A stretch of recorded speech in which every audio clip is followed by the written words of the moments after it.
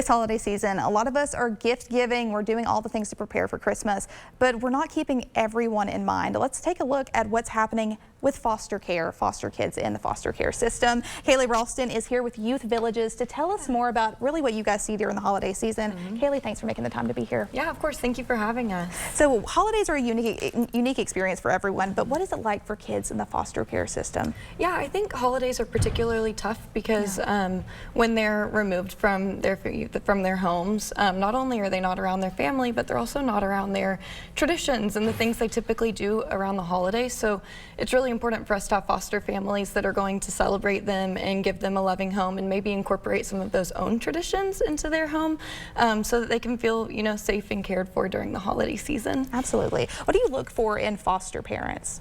I think there's a misconception that we kind of have a cut and dry example of foster care and foster parents. But as long as they are caring and loving and safe, we can make it work. So we have families that are single or cohabitating.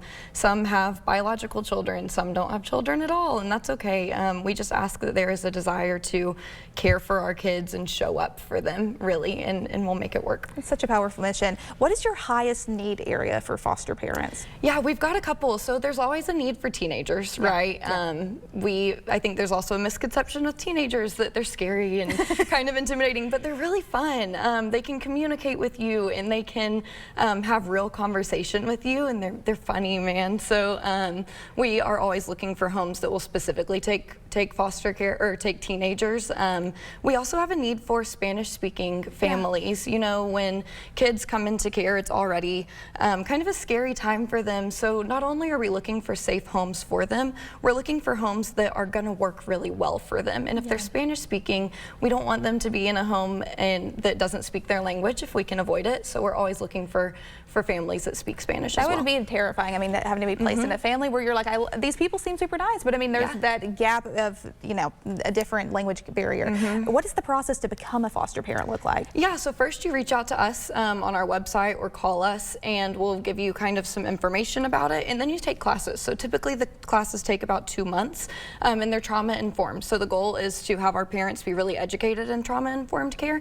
So we educate you on that. We do a home study, so we do some interviews inside of the home to get to know you well, do some paperwork, and really we're pretty good at our jobs. So if you want to be done quickly, we'll make it happen really quickly. You just go through the classes, tell us a little bit more about you, and I think that is a big misconception, Kailey, when people mention, oh, maybe I want to do foster care, but they're kind of like, oh, it's such a long process, and I don't really know if I want to do all of the steps. What would you say to someone who's maybe considered opening their homes, but still has some hesitations? Yeah, I think you go for it, right? And I don't mean that in a sense that you immediately begin fostering. I mean that you reach out to us. We have information sessions once a week. So they're non-commitment. You can show up, you can learn all about the program, and then you can decide if it's for you or not. And we have staff that's talking to you the entire time to work out those kinks or answer any questions you have. So show up to an information session, learn more, and then go from there.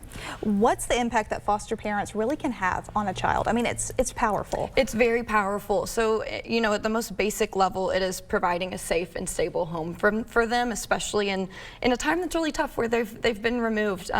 But more than that, it's teaching teenagers life skills and preparing them for adulthood. It's giving children stability and staying in, a school for a long period of time, or having family and friends that really love and support them. So it's massive.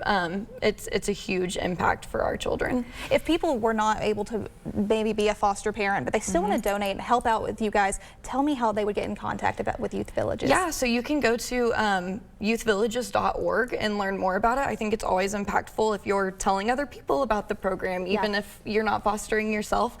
You can also call 1-888-MY-YV-KID, and that's for inquiries if you're interested in fostering, and also if you have information, if you want to learn more and help in other ways. Absolutely. Kailey, thank you so much for making the time to be here this morning. It really is such a powerful mission, and you can really make a difference in a child's life and a family overall. For the latest information, go visit their website as well as our website at WDEF.com for the latest information about how you could possibly become a foster parent or just get involved with the foster care system. Stay with us. You're watching News 12 this morning. This is The Place, and we'll be right back.